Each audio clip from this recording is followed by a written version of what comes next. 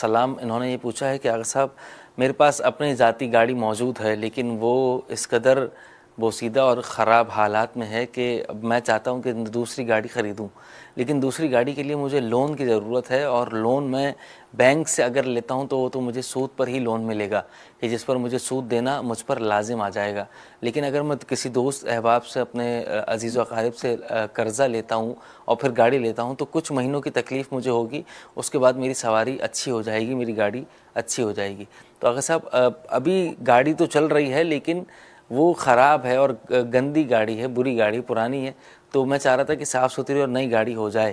تو آغا صاحب ایسے حالات میں قرضہ لینا بینک سے یا دوست احباب سے قرضہ لے کر کچھ مہینوں کی پریشانی برداشت کر کے پھر اس طرح سے کوئی چیز خریدنا، شریعت میں اس کی کوئی ممانعت تو نہیں ہے؟ نہیں، شریعت میں قرض لینے سے کوئی ممانعت نہیں ہے، لیکن قرض جو ہے نا وہ سود کی شرط پر ہو تو وہ تو حرام ہے۔ سود لینا بھی حرام ہے اور دینا بھی حرام ہے۔ صرف غیر مسلم سے سود لینے کی اجازت ہے، یا باپ بیٹا جو ہے نا وہ ایک دوسرے سے۔ باقی آپ بینک سے جو ہے نا وہ سود پر جو ہے نا قرض لے لیں، یا کسی آدمی سے سود پر قرض لے لیں، تو وہ تو سراسر حرام ہے۔ البتہ آپ کا کوئی اگر دوست ہے وہ آپ کو قرض دیتا ہے بغیر سود کے، تو اس سے وہ آپ لے لیں۔ البتہ اگر سرکاری بینک ہے تو اس سے جو ہے نا وہ لینے کا ایک طریقہ ہے۔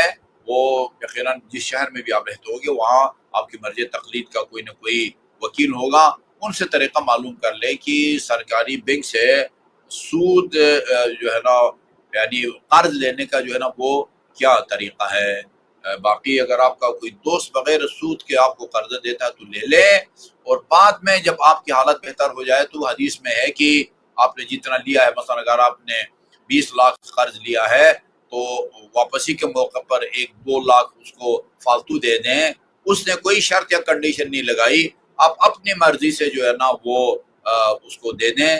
آپ کے ساتھ اس سے نیکی کی ہے تو اس نیکی کے احسان کے بدلے احسان کے طور پر کچھ اضافی رقم اپنی رقم سے دے دیں، تو وہ ایک مستحب کام ہے اور اس کے لیے بھی لینا جائز ہے۔ لیکن شرط لگا کے آپ کا دینا بھی جائز نہیں ہے اور اس کے لیے لینا بھی جائز نہیں ہے۔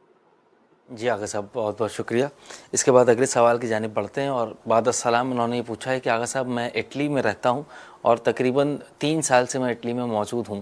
یہاں پر حلال گوشت کی دکان میرے گھر سے تو بہت دور ہے اور وہاں جا کر مجھے گوشت خریدنا پڑتا ہے، لیکن جب میں گوشت خرید رہا ہوتا ہوں، کیونکہ وہ گوشت فروش جو ہے وہ تقریباً بنگالی ہے اور وہ مسلمان ہے کہ جس کی دکان ہے گوشت کی، اس کے علاوہ ہر جگہ پر حرام گوشت ملتا ہے دیگر جانوروں کا، اور انہیں بے ہوشی کے ذریعے مارا جاتا ہے یا کرنٹ کے ذریعے مارا جاتا ہے، لیکن یہ واحد دکان ہے جہاں پر صحیح ذبح شدہ جانور ملتا ہے، مسلمان دکان ہے۔ اور اس کے علاوہ اگر صاحب گوشت کافی پرانا اور بوسیدہ، اور ایسا محسوس ہوتا ہے کہ کوئی فرق نظر نہیں آتا ایک مرے ہوئے جانور میں اور ایک ذبح ہوئے جانور کے گوشت میں، کوئی فرق نظر نہیں آتا، اور پرانا بھی ہے اور کافی مہنگا بھی ملتا ہے۔ بہرحال اگر ہمیں شک ہو کہ یہ 2 نمبری کر رہا ہے، مسلمان ہے دکان لیکن یہ 2 نمبری کر رہا ہے، اور وہی گوشت جو سستا مل رہا ہے حرام دکان میں اور حلال دکان میں مہنگا بک رہا ہے، یہ وہی گوشت لا کر یہاں پر بیچ رہا ہے، اگر ہمیں یہ شک ہو تو کیا وہ اس شک کی بنا پر ہم یہ گوشت استعمال کر سکتے ہیں یا نہیں؟ اس کی وضاحت فرمائیے گا۔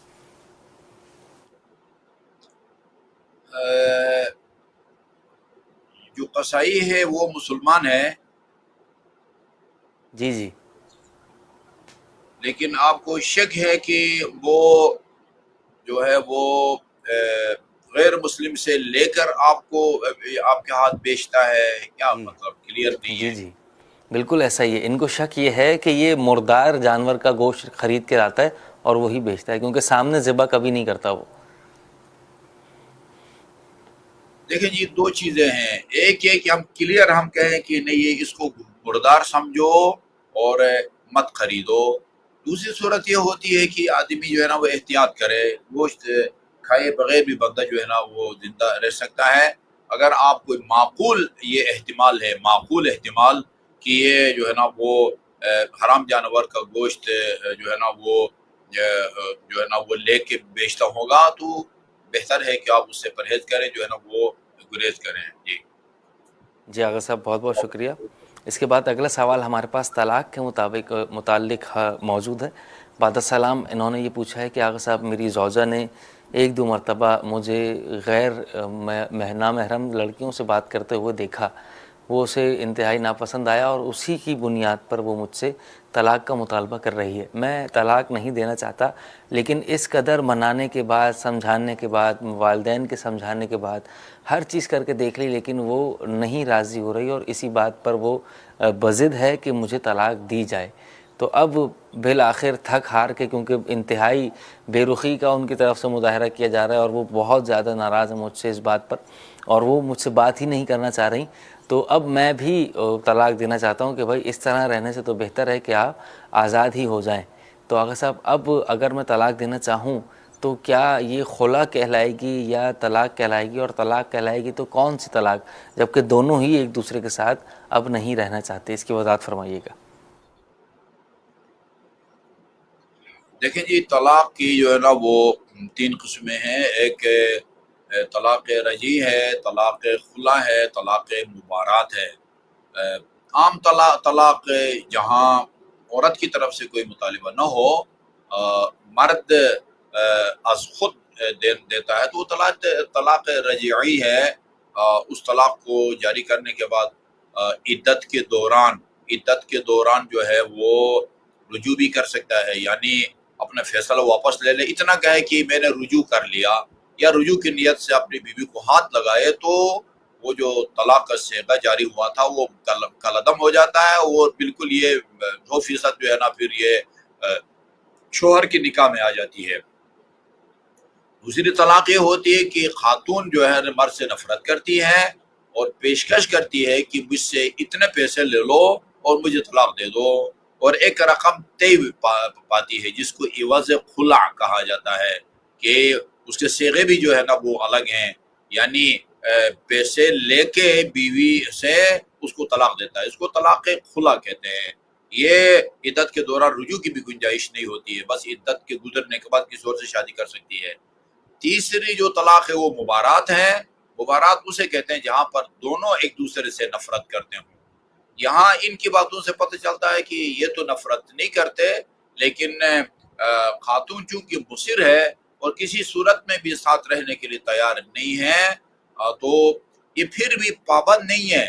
यानी एक तो बहरहाल ये दोनों चांस हैं, इन्होंने नामहरम से बात की है तो बुरी नीयत से की है, या बात ही नहीं की, या की भी है तो कोई बुरी नीयत से नहीं की है। सब लोग नामहरम से बातें करते हैं। वो जो है ना वो मार्केट में जाते हैं तो नामहरम दुकान से खवातीन बात करती है, इतने किलो दे दो, इतने मीटर कपड़ा दे दो। दफातर में जो है ना वो खवातीन काम कर रही होती हैं और मर्द जाते हैं अपने काम से। मर्द काम कर रहे होते हैं, खवातीन अपने काम से जाती हैं। एयरपोर्ट पर और इसी तरह मुख्तलिफ काउंटरों पर खवातीन होती हैं, मर्द होते हैं, नामहरम एक दूसरे से बात करते हैं। ज़रूरी नहीं है कि हर बात जो है ना वो मशकूक हो और आलूदा हो और वो गैर अखलाकी हो। तो तो इसलिए ये पाबंद नहीं है एक तलाक दे, लेकिन जब वो किसी भी वजह से मुतनफिर हो गई है और साथ रहने के लिए तैयार नहीं है, तो फिर जरा अखलाकी तौर पर होता है कि अच्छा भाई ये अगर ज़हनी तौर पर तैयार नहीं है और वो उसके दिमाग से जो है ना वो नहीं निकलती बात है, तो जो है ना ये उसको तलाक देता है, तो फिर वही एक तरफा तलाक होगी।